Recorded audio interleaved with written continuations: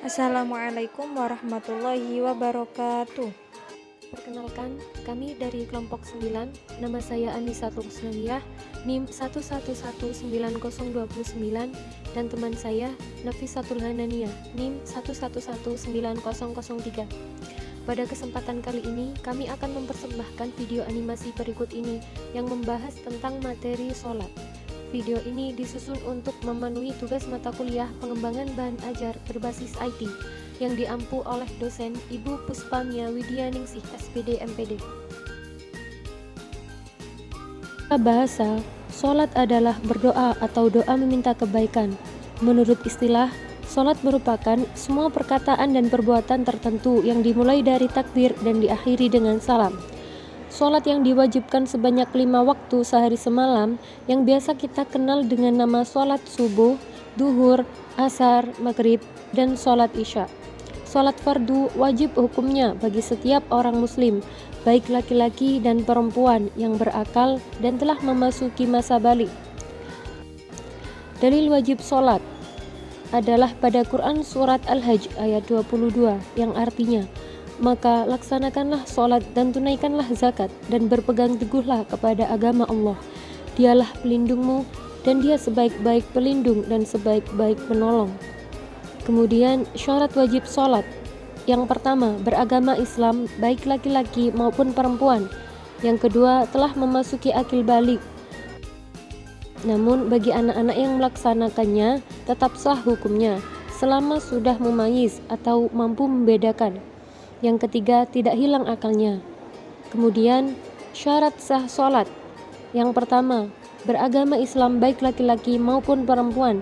Yang kedua, memayyiz atau dapat membedakan antara sesuatu yang bersih dan kotor, baik dan buruk, menguntungkan dan merugikan, dan seterusnya.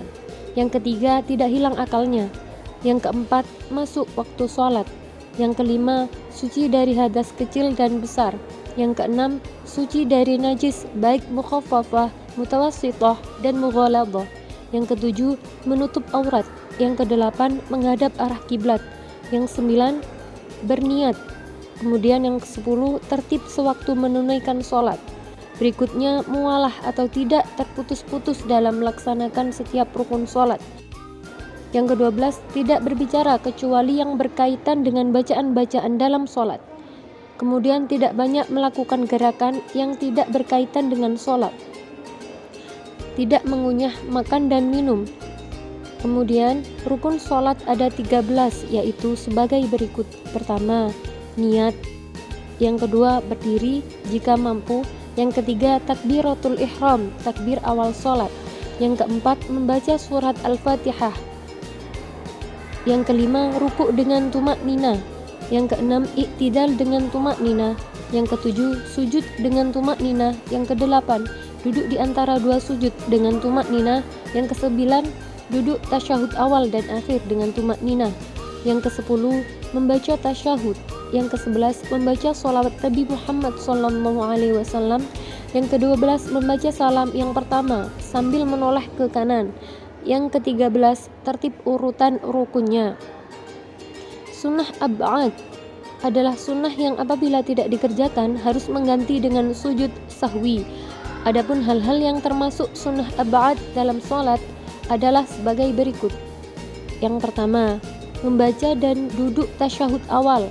Tasyahud ini hanya berlaku pada sholat yang jumlah rakaatnya lebih dari 2 rakaat seperti maghrib, isya, duhur, dan asar. Yang kedua, membaca sholawat kepada Nabi pada tasyahud awal. Yang ketiga, membaca sholawat kepada keluarga Nabi dalam tasyahud akhir. Yang keempat, berdiri dalam kunut dan membaca doanya pada rakaat kedua pada posisi iktidal dalam sholat subuh. Sunnah hayat dalam sholat fardu. Pertama, mengangkat tangan ketika takbiratul ihram, ruku, bangun dari ruku, dan bangun dari tasyahud awal. Kedua, meletakkan tangan kanan di atas tangan kiri dan menempatkannya di pertengahan antara dada dan pusar. Selanjutnya yaitu membaca doa iftitah setelah takbiratul ihram pada rakaat pertama. Keempat, membaca ta'awudz. Kelima, mengeraskan bacaan pada tempatnya.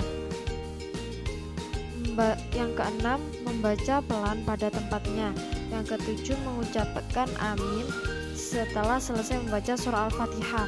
Yang kedelapan, membaca surah Al-Quran setelah surah Al-Fatihah pada 2 rakaat pertama bagi imam atau orang yang sholat sendirian. Yang ke-10 yaitu membaca takbir ketika setiap kali hendak ruku dan bangkit dari ruku, kecuali takbiratul ihram yang wajib hukumnya.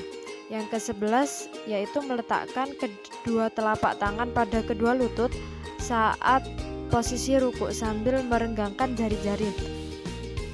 Dan yang terakhir yaitu membaca tasbih sebanyak 3 kali dalam ruku maupun sujud. Sekian pembahasan kali ini, semoga dapat bermanfaat bagi kita semua. Mohon maaf apabila ada kekurangan. Wallahul muwaffiq ila aqwamit thoriq. Assalamualaikum warahmatullahi wabarakatuh.